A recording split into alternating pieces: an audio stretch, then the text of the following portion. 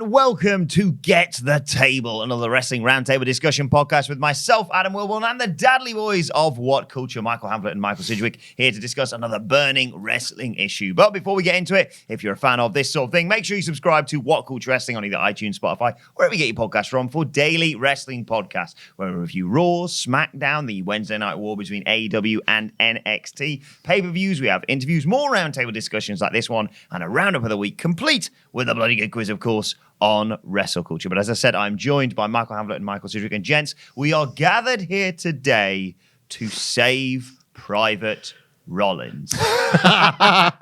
Just said that so we could use it as a thumbnail. But anyway, we're here to discuss how WWE can save Seth Rollins. It's been a bad year, I suppose you can argue, for the man who literally won the Royal Rumble, won the title at WrestleMania, beating Brock Lesnar, and yet really struggled throughout the year due to bad booking, but also through some tendencies on social media to I don't know, turn the audience against him, I suppose. So how can WWE save Seth Rollins? You can't put the Twitter back in the toothpaste tube at this point. You just can't do it right. I'm trying to think about this. The perception of Seth Rollins, let's not be overly dramatic with narratives. There was an excitement, I guess, around the fact that he was clearly winning the Royal Rumble. There wasn't like this huge groundswell of support where it's anyone but like Roman Reigns or whatever. There was nothing on the level of Daniel Bryan. It was, I guess it's quite pleasant that we're getting someone that we seem to like as a babyface who can put on a great match. It's kind of in the mold of what like the sort of the hardcore fan likes for whatever reason. If Seth Rollins hadn't tweeted once, if he hadn't tweeted once or conducted one interview on social media, the entire narrative of this year would be, that poor bastard, what are they booking him like? What are they booking him like? This is a disgrace. He deserves so much more than all of this. He's getting made to go against Baron Corbin. But because of the Twitter activity, because of the kind of obnoxious PR face that he's just parroting from Vince McMahon himself, the narrative's completely shifted and it's become, well, if he was that good, he could get a better match out of Baron Corbin. If it was the other way around, it'd be like, who can get a good match out of Baron Corbin? It's self-inflicted wounds from Seth Rollins at this point. And I guess if he just shut down his Twitter and just did like my man Cody does and did the work, then maybe the narrative could shift and he'd get a little bit of simpy. It's also the fact that it's not just calling yourself the best wrestler in the world when you're a babyface. No, it's a heel tactic that works, obviously. It's not just that.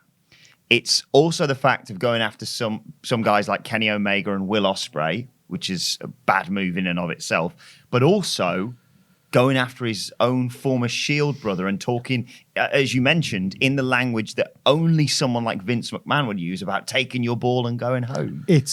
There's such a warped perception about Seth Rollins. I think even from himself, there's a warped, what he kind of values himself in the industry. There's nothing wrong with thinking you're the best. Absolutely not. But it's certainly, there's quite a lot wrong in typing it. If there's general metrics that suggest you aren't, and plenty of critics that would disagree with you, that then you don't somehow want to welcome that criticism, which seems to be the problem, doesn't it? It's one thing that he says something and he's very entitled to any opinion he likes. It's quite another when people disagree, vehemently so. In the case of Twitter, the masses immediately sort of rally against him. He then seems to feel the need to, his words, double down. That's happened before. I personally... Double down dog. I think like Sidgwick said... DAWG. I know it's just so you can wedge in a Cody Rhodes reference, but like Rollins actually does do the work, and yet his Twitter, he pridefully does the work. He makes all those towns at the expense of his body and his health and everything else, his relationships and all the rest of it. He does everything he wanted to do as a Universal Champion with or without that belt, and yet the Twitter game warps the perception because he just goes quiet for a few days, tweets something daft, and then people are like, oh no, this guy again. And then a Raw comes around and you can hear the boos echoing through. This is no longer just a hardcore versus casuals thing, because reactions on Raw, on Hell in a Cell, on Crown Jewel, where they were probably the most engaged Saudi Arabia crowd so far, and he was booed vociferously. People wanted him to lose that title as if he was the villain going into that pay-per-view. And I just think that's at the point where the people that follow you on Twitter, that's crossed over. No longer can they do that thing that we were always told that Roman Reigns is super popular on the house shows. You just don't hear it on television. Well, I no longer believe that isn't happening on the house shows as well. I simply don't, because there's too much evidence to the contrary. We've talked the other day, or the past few days, I should say, about future faces of WWE and WWE and AEW working themselves into a shoot on social media. And he is your sort of prime example of that. He is the face of the company as of right now. It's been a dreadful year in terms of how drawing numbers to pay-per-views and to house shows and to TV and what have you.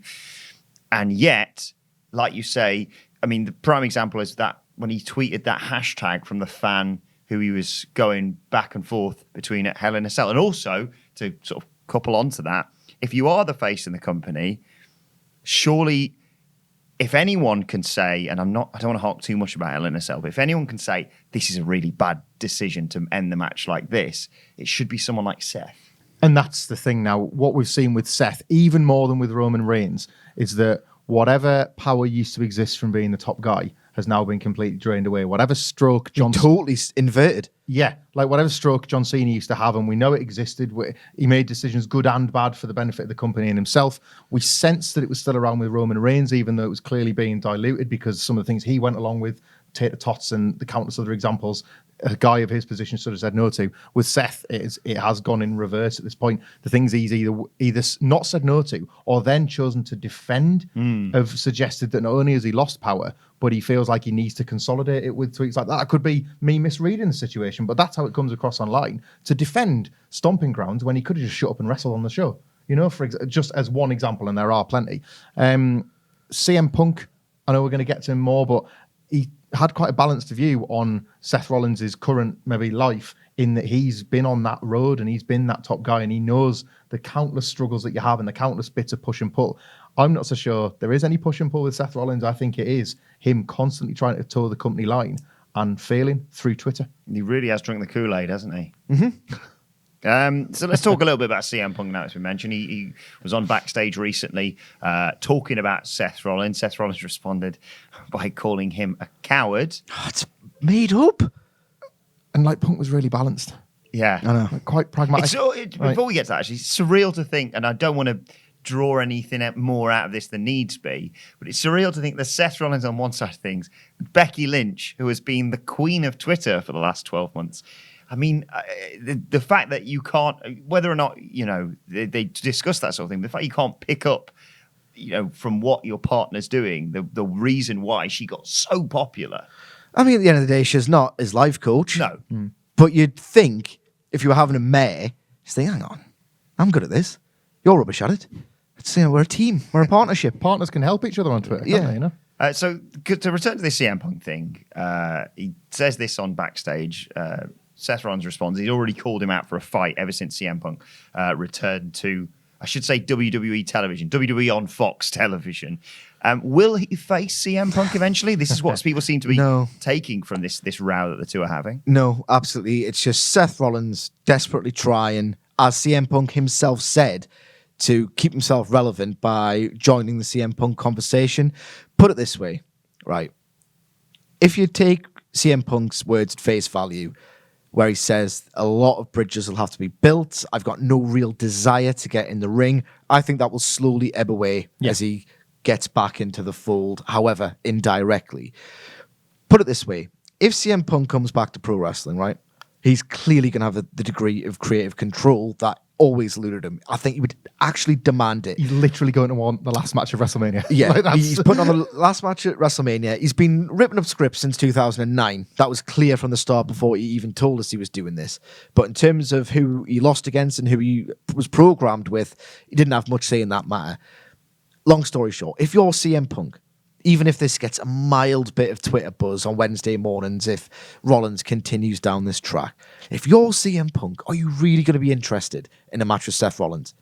Realistically, like, are you? I wouldn't be. No. I would not be at all.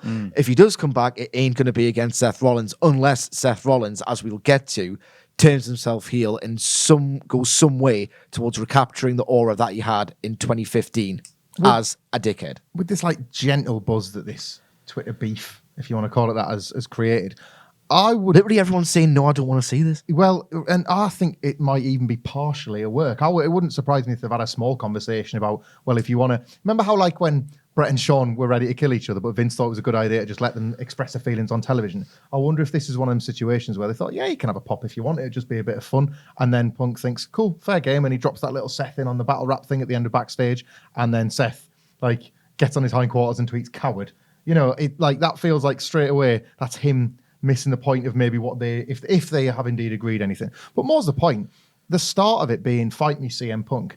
I don't pretend to know what goes on in CM Punk's head, but I have to think he didn't particularly have much respect for those beg tweets that occurred when he came back. All those like current day superstars using his comeback. You know, Punk joked, like with Tom Arnold, like using me to be relevant. That's what all those wrestlers are doing. They even did a graphic on backstage where all the tweets flashed up and made an image, a composite of CM Punk, and you could see Bray Wyatt and Seth Rollins and all the other wrestlers. Fight me, CM Punk. Great to see you back. Keeping an eye on you, CM Punk. Like, I bet Daniel Bryan didn't tweet and saying, I want to fight with you, CM Punk. I bet The Undertaker. I bet Steve Austin even. You know, there's some wrestlers that would have thought, I got myself an opportunity here. And I don't imagine that holds much water. No, would it help? Not would at all. it help? That's not what he's thinking of when he's thinking about his comeback. Oh, I can't wait to fight Ricochet. Yeah?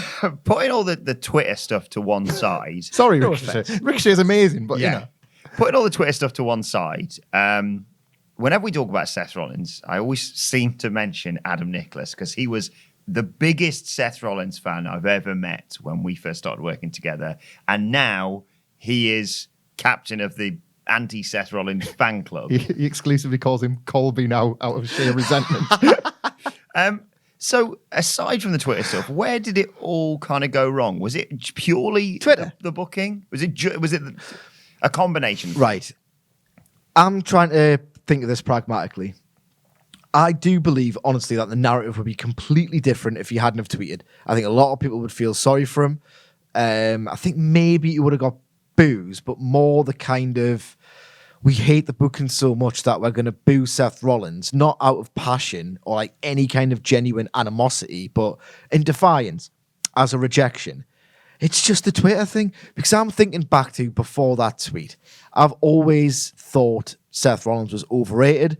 It's always kind of mildly annoyed me that people think he's so great. I think his work should have been held to a higher standard all along. But ultimately, I really enjoyed the angle come match they did at WrestleMania. I thought the match that he had with AJ Styles at Money in the Bank was an absolute ripper. Shockingly good. Total banger, because it was a dream match and dynamic, but it was like a total fight with enough of the kind of athleticism to put it over as like a great modern day pro wrestling match. So I was as high as I was ever going to get on Seth Rollins. The Baron Corbin stuff bored me to tears, but until that tweet, I was kind of mixed, ambivalent. He's shown me something during this run. That was my perception on Seth Rollins. And then he's bloody ruined it himself by opening his bloody mouth. I think you have to look at the last example of an in-ring year like this in terms of the fan reactions. And you look at Roman Reigns. And with Roman Reigns, there was two conversations happening in parallel, wasn't there? There was the one of being like, yes, he's overpushed. And yes, you can understand why fans boo him because they're just booing the company and he happens to be the avatar and the face of that company. The other conversation was his matches are class. He seems like a really cool guy. He doesn't really deserve what's happened to him. Must have some pretty broad shoulders to walk around being a Roman Reigns. Those were always the two kind of like opposing forces with his push. This has never been here with Seth Rollins, does it? It's just like, guy's a jerk, doesn't deserve his push, the company is stupid as well. All of it in this The like booking has been horrendous. ugly, Yes. toxic mix. You know, like I tried, and I tried because I believe it. Like I genuinely believe he had a lot to do with Baron Corbin's quality King of the Ring run. I sensed that Corbin was primed for beating up little guys by spending months beating up Seth Rollins. That's what a pro wrestler should do. Help his other less experienced guys get ready. But again, you know, what would I have thought of that without already coming at it from such a negative place? It's that Partridge thing that right now I need two positives. That's always the case with Seth Rollins. He's got so many negatives. I always need two positives. He can have one great match and he's not yet rectified his reputation and his standing with so many people because they've been burned by him. He's burned down so many of his relationships with his fans. In terms of rectifying that status and relationship with the fans, looking past this weekend's Survivor Series. Where he'll go down great in Chicago, no doubt. What a week to call CM Punk a coward. Yes, indeed. Again, it just speaks to the fact that he's a bit of an idiot. He's the top babyface team captain. Who should he feud with next? And this kind of bleeds into the perhaps heel turn question as well. At this point, he's a completely busted flush. Whoever he feuds against will either get cheered or not booed at the very least. That's the spectrum we're talking about here. It doesn't make a goddamn difference in the world, in my opinion, in the babyface role. The ideal scenario is for him to turn on Roman Reigns Roman Reigns has sustained a number of cheers since coming back because they've been quite careful not to thrust him back into the spotlight.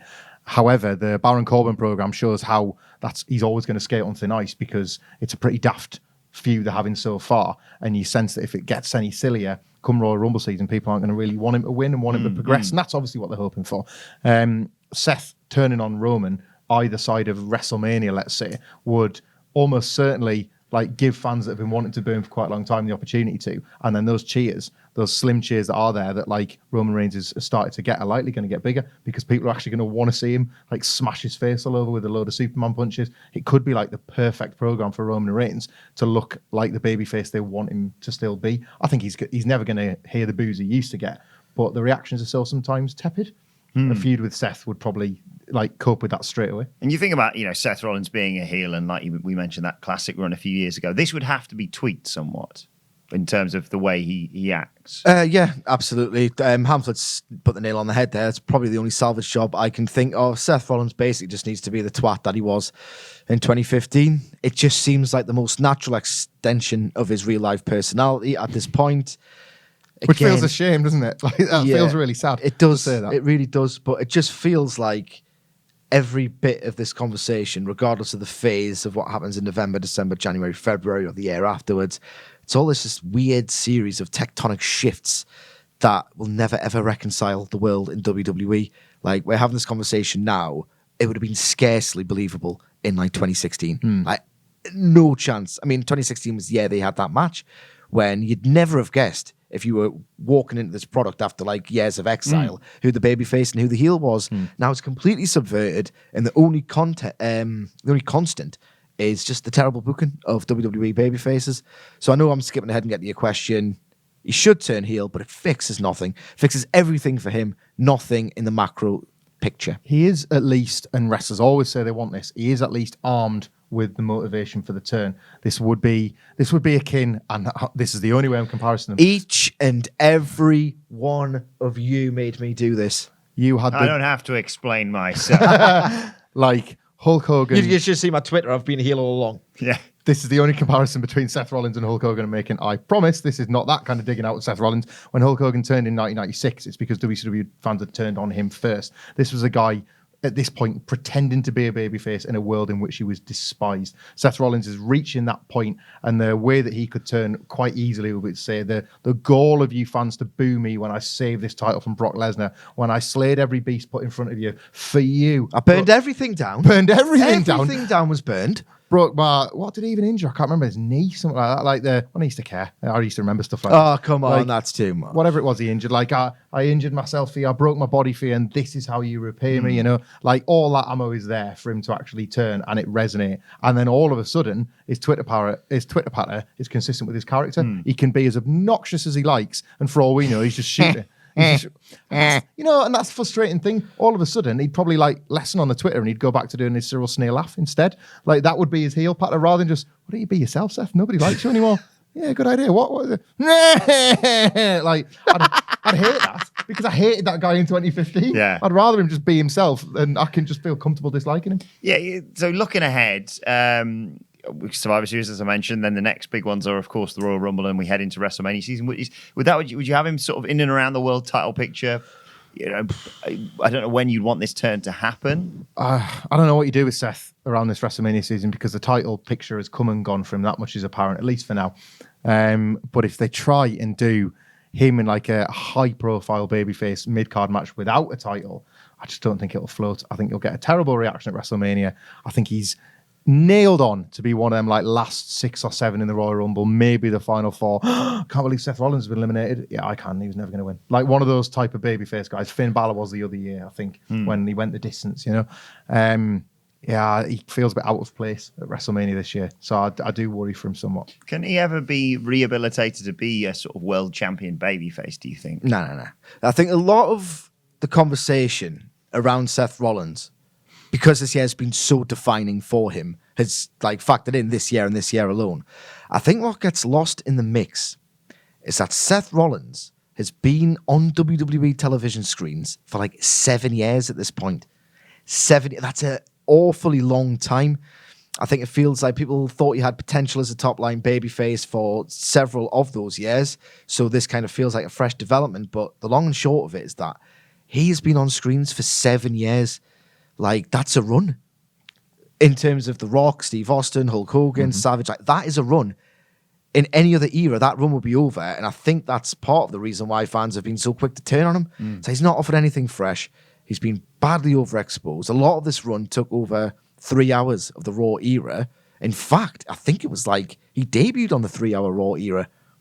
So it was 2012, wasn't it? 2012 Survivor Series, so it was already, we were in the 3-hour We era. were in the by then. 3-hour He era. had, all he had as a break was the knee injury, and you could tell how much he was missed because of the pop he received when he came back. Beyond that, yeah, he's been a constant. And you know what's funny as well? Like, people have kind of forgotten this as well. I remember he cut a agonized promo. I think it was on Miz TV or something. He was in the middle of the ring talking about his knee injury. In 2017, Corey Graves, the Triple with H Corey match, Graves, yeah. ahead of the Triple H match. He was getting booed then. He was getting CM Punk chance. Yeah. Like, I just don't think he's ever been a big fit for this babyface role. And I think a lot of fans, myself included, who value things like who the best pure wrestler in the company is at any given time, have watched his incredible explosive work in 2012 and 2013 with the Shield and thought, oh, he's the flashiest guy. He's the babyface. And I think this version of Seth Rollins, people have clung on to, but way more years of evidence have completely flown in the face of that. TLDR, he's not a babyface. He just isn't. I just want to say as well, I don't really feel like we talk about Seth Rollins a lot and he gets a lot of digs, but I'm not luxuriating in his year or the failures with his character or maybe his professional failures. He's a guy that, especially with the Shield and to a lesser extent just with that tag team with Dean Ambrose, he's a guy that I felt was a genuine success story of this decade in the fact that he was, Tyler Black aside, to the majority of the WWE fan base, brand spanking new, and they took that Seth Rollins character and they made it feel special. And there were points where he was getting the reactions that you still want from a top level superstar. He showed that the machine wasn't entirely broken. And then right at the tail end of the decade, he's shown that it still malfunctions to a critical point. And I get I'm a WWE fan, I'm a wrestling fan, and I get no joy from the year he's had because it's just quite sad to see so much good work unravel so quickly. Indeed. Well, let us know your thoughts in the comment section below. Don't forget to like, share, and subscribe. And subscribe to What Culture Wrestling on either iTunes, Spotify, wherever you get your podcasts from, for daily wrestling podcasts as well. Plus, you can let us know your thoughts on Twitter at WhatCultureWWE. Watch there. Follow all three of us. You can follow Michael Hamflett at Michael Hamflett. Follow Michael Sidgwick at Sidgwick. Follow me at Adam Wilborn. Seth Rollins, delete your account. You can follow us all at WhatCultureWWE. This has been Get the Table. My thanks to the Dadley Boyz. Thank you for watching, and we will see you soon.